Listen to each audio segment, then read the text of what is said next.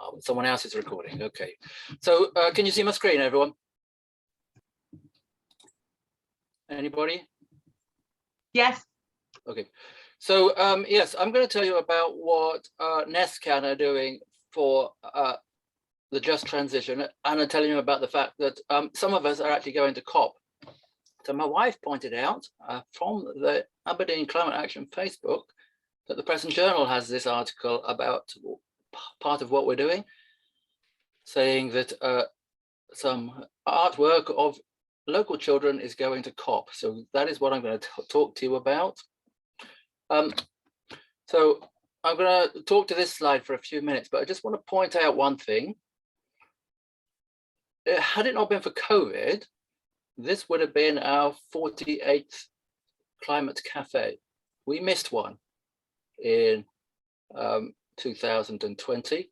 So this would have been our 4th anniversary. In actual fact, I did write to His Royal Highness Prince Charles if he would come and talk to us on this event, but he said no. So you've got me and Scott and Tara and Anna as an alternative. Okay, so what I want to talk to you about is what we've done through NestCan on a campaign for just transition. And I have to admit that this was put together fairly fast.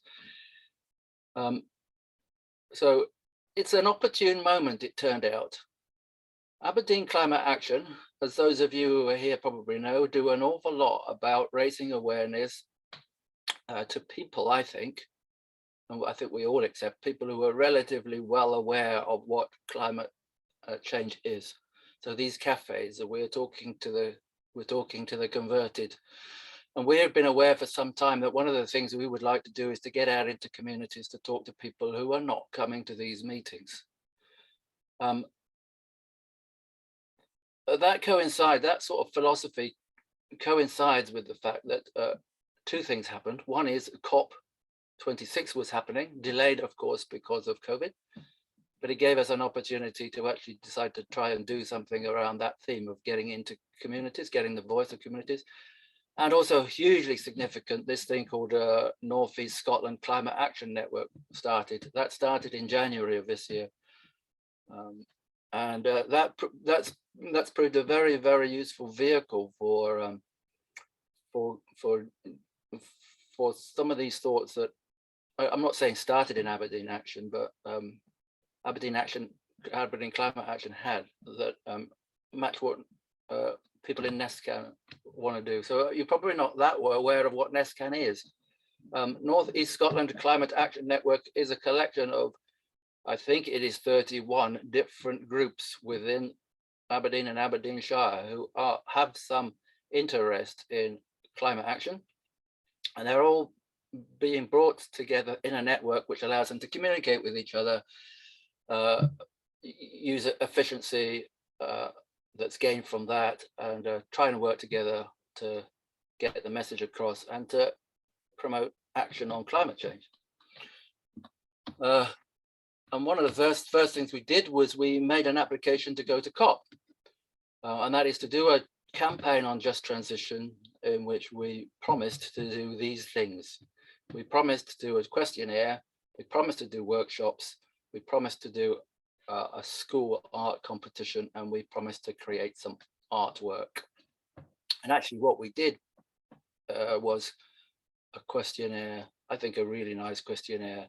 We got 190 responses, less than we hoped. We did 10 workshops, which means that we spoke to 116 people. We had this massively popular art competition in which 18 schools took part. There were 169 submissions. That's not all the artwork, because many of the schools didn't submit even a fraction of the artwork that was done by the schools. So huge amounts of artwork was done. And we've got quite a lot of art done by some local artists. So I can't tell you about all of that. It's so much that we managed to do, but that is what we're taking to COP. So the workshops, 10 community workshops, some were outdoors, some were in churches, some were online. This one here is in Thailand. Some had nice weather, some had poor weather. And we were asking people to give us a vision of what they thought what they wanted 2030 to look like in the context of a just transition. We recorded what people were saying during those workshops. We got them to do visions of their draw visions of what they want their community to look like in 2030. We got some great art from individuals at the workshops, and we also these are all art from the people attending, some fabulous drawers, and we also commissioned some artists to sit in the meetings and give an impression of the meetings. So this sort of high quality art is stuff we've got. The school competition, this is one of the things that I think is really marvelous. A lot of the school kids used Minecraft as their way to get a message about climate change out. So I can't show you those, but you can see them if you go onto the Aberdeen Climate Action website. Yeah, videos, artwork, little maps of their local communities. They were all judged, they were all judged and prizes were given a couple of days ago. That's what the article in the Press and Journal is about.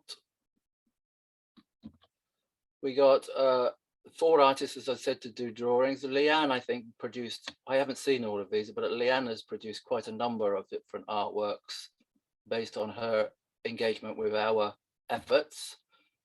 Natasha Faulkner has just submitted one vision of Aberdeen for 2030. Megan has done a couple of pieces of work, I think. I'm not sure I've seen those.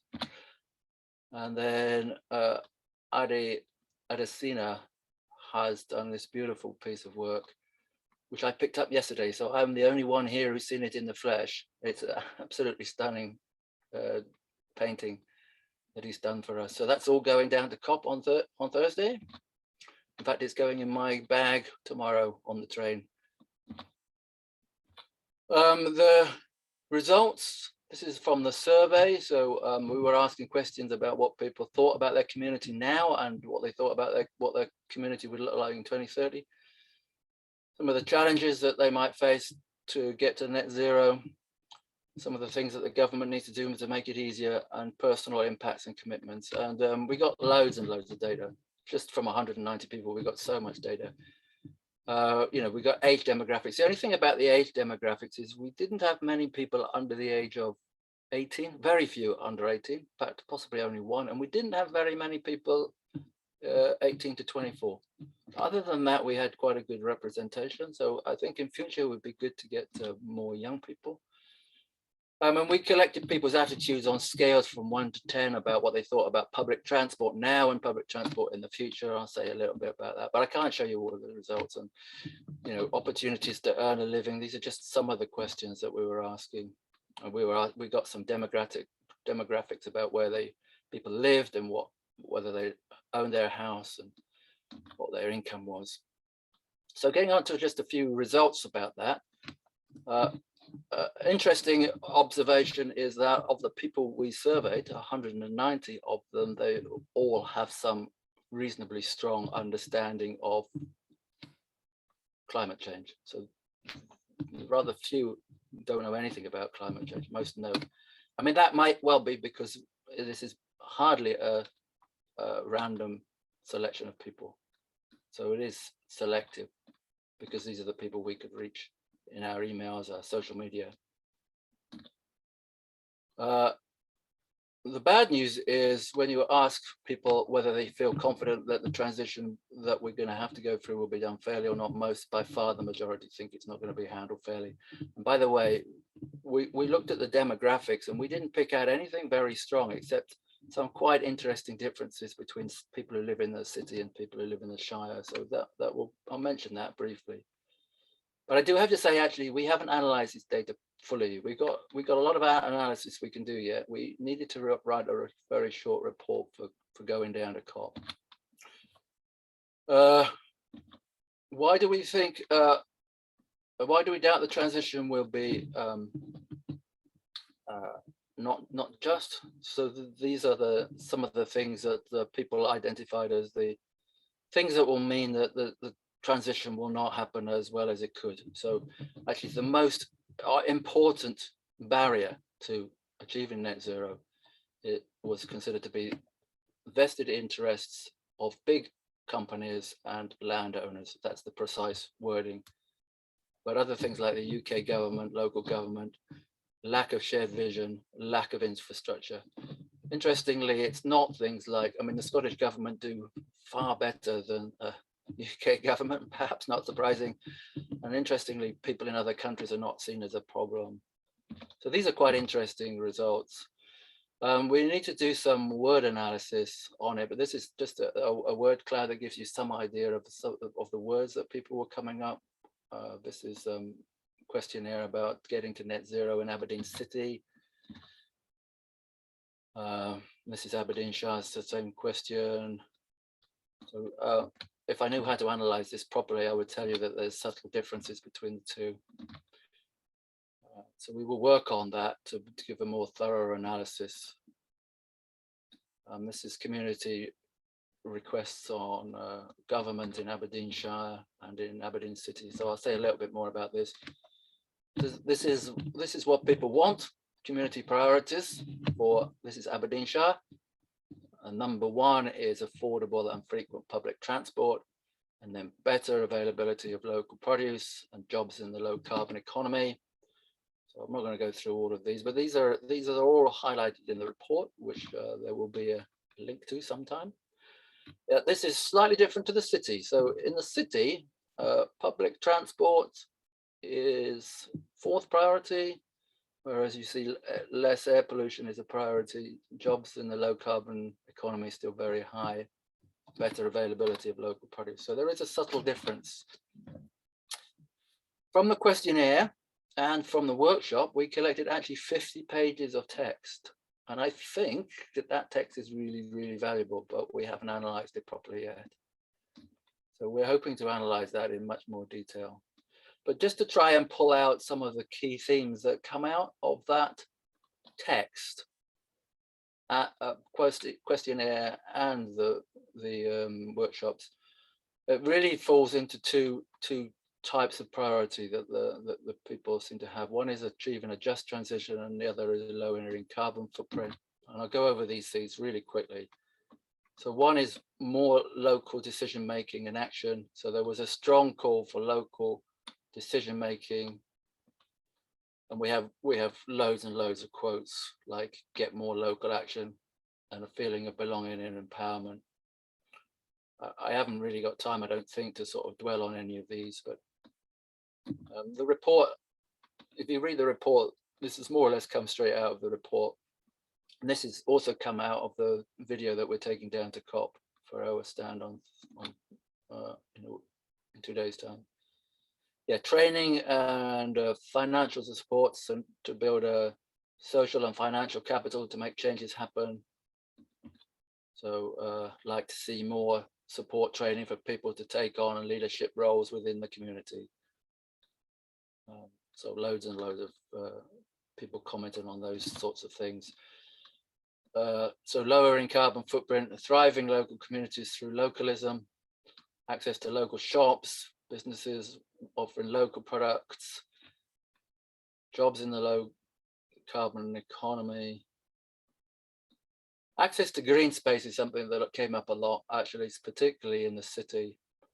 So changes in land management, increased biodiversity, but also more green space in the city. Less car use, more public transport, cycling and more walking. So more frequent and local transport between communities, not just regularly, came out very strongly in the Shire, was the fact that lots of buses, for example, well, apart from the fact they're infrequent and expensive, they go to Aberdeen and they need to be rerouted so that you can travel radially.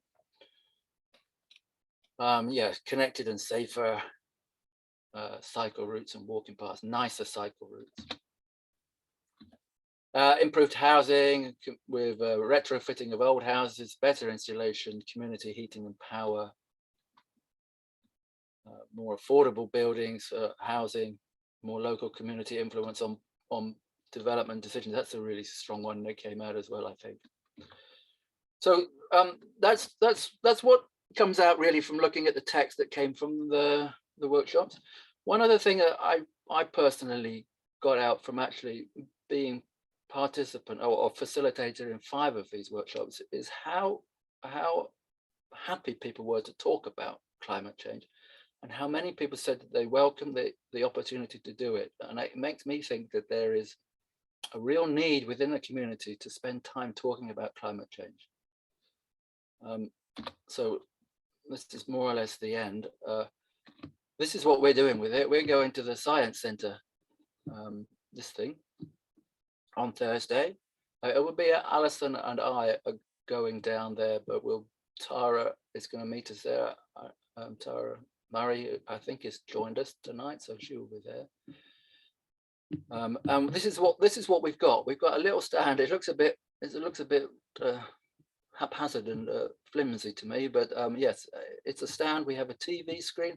We've got a tiny little table and 2 seats, and we're going to put our artwork and some other stuff on here. We'll have our report on here, and we'll have a QR code to the report, and we'll have a video going in the background, and we're just hoping we're going to get loads of people coming to us, and we're going to talk to them. We've done a report. It is a draft report, so most of what I've said is in there, so you can we'll make sure that you get the link to that somehow. We're taking the artwork. Half of it is in my room right behind me, actually, and it's going to be nicely packed so it doesn't get damaged en route. And that is it. Rather exciting, and hope we can do justice to the participants. Just some acknowledgements. Actually, this huge number of people have got involved in this. Huge number of people. So I'm not gonna call everybody out, but I would just like to highlight 4 people, which includes myself. So can I do that? 3 people. That's 4. Sue Patterson, Alison, and John Boland have been working tirelessly for the last 3 weeks to get these reports done from the output of the workshops and the surveys. Everybody at Friends of the Earth also for their work and their help on the questionnaire especially, and also Kate Whitaker for really strong guidance on how to run the workshops. Really amazing stuff. And everybody else on this list. And that's it. Thank you very much. Brilliant. Thank you so much, Adam. I know we're very excited about going to COP.